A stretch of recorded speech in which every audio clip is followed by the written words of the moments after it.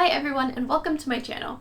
If you're new here, my name is Elizabeth and I run the blog lifefromtheviolasection.com where I share my favorite practice tips, general advice, and tech for musicians. Today I'm going to be sharing with you my two iPads. So this was my iPad Air 2 that I used from 2015 until mid-2020, and this is my 2020 iPad Pro that I just bought almost a year ago already.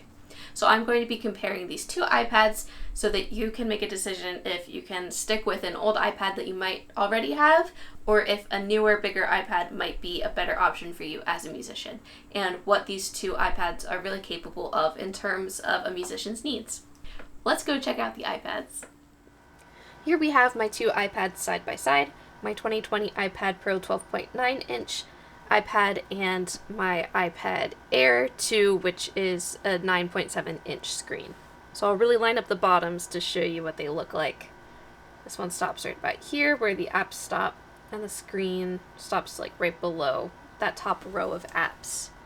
And then the bottom of this display hits around the middle of the dock. Both of these iPads are up to date on iOS 14.7.1, and they move at about the same speed. Seems really comparable. So the two big differences between these iPads are the fact that this screen is huge and it's much better suited for reading music. Plus, we have the Apple Pencil for the iPad Pro, and you can easily write in some fingerings and whatever other notes you need.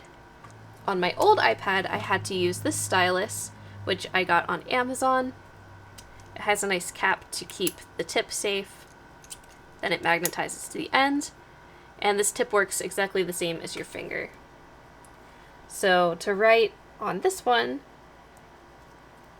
you cannot put your palm on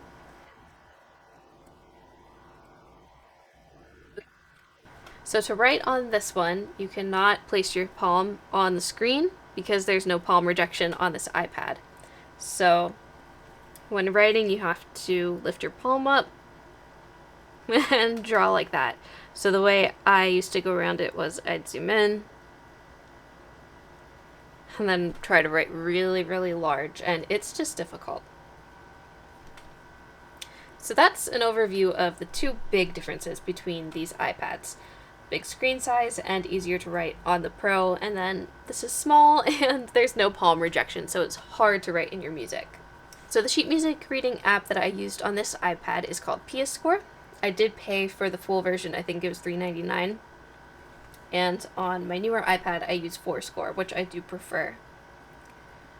So just a bit of an overview of Forscore. This is made by the same developers as Tuner Lite, and if you use the in-app tuner, it's the exact same as Tuner Lite, which I always thought was really nice. So over to the left, we have the catalog of music. I like how the scores look like little books. They do sometimes create little covers if it recognizes the composer, otherwise it just says the name of the PDF at the top, and you can edit all of that data. So just an overview into the annotation features. We have a few different pens, which I believe you can customize. We have different types of stamps. You can change the size, pretty comparable to Forscore.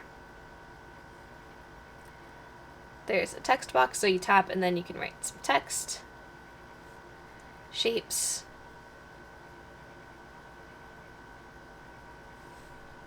The eraser. And this eraser just erases wherever you put the pen or your finger. I can use this stylus on my new iPad, but it works exactly the same as my finger would. So when I tap the screen, it does not automatically start annotating like it would if I tapped with the Apple Pen. It just starts annotating. This works exactly the same as your finger. So I can annotate with it,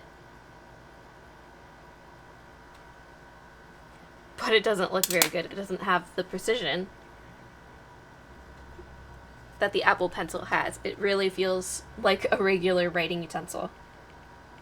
So looking at the sheet music, you can see that there's a real difference in the screen size. This music feels so tiny, and this feels more like a piece of sheet music.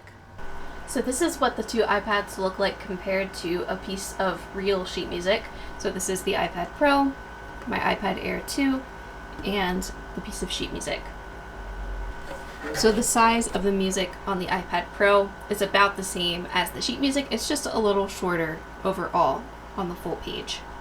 Then the size of the notes on the iPad Air 2 are a bit smaller than the notes on the sheet music, and the page is much smaller. So either you get a smaller page or you get smaller notes overall on this version. This is like a nice compromise where it's almost the full length of the page and it's also large enough to really see. So a lot of times in lessons I will use my iPad as kind of a whiteboard. So on my old iPad I used Notability, and on this one I use GoodNotes. I do prefer GoodNotes because I like the organization system of like the physical notebooks. It really looks like notebooks and you can have folders. In Notability,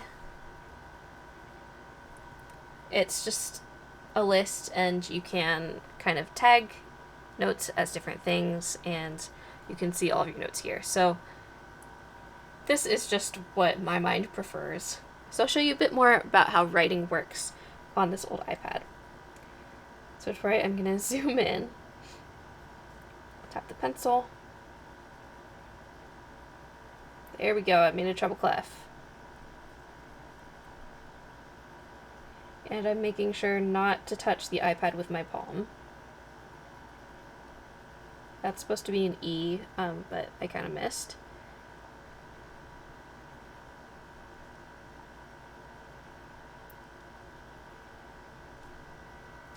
And it feels super difficult. Let's try bass clef. It's not too bad, but when you're trying to teach and really talk about music theory, it's so hard to not put your palm down and try to write. Like, it's just so difficult and hard to use. Over here on my iPad Pro, I'll zoom in just a little bit, just to make things a little easier to read. There's my treble clef. Time signature. It just feels like I have so much more control. And I can easily rest my palm on the screen and write like I normally would on a piece of paper. So there we go. It was a lot faster to write on there and a lot more accurate and neater, and I didn't have to zoom in nearly as far. I can do this without zooming in. I just prefer to zoom in a little bit because it's easier to see and it comes out neater. Let's open up the Tuner app that I have on both of these iPads, which is Tuner Lite. So the iPad Pro was a little faster at loading, this one was a little slower. They do the same thing. And they both play drones. They were equally as fast when I pressed the button. So really on this screen, it's just bigger, it's easier to see everything. The display is so beautiful. And this one is just older and smaller, not, too big of a difference. And apps do load a little slower generally. Let's try Spotify.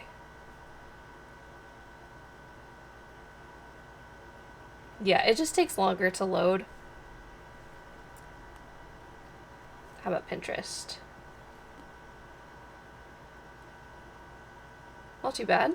Interesting that they're showing me basically the exact same things.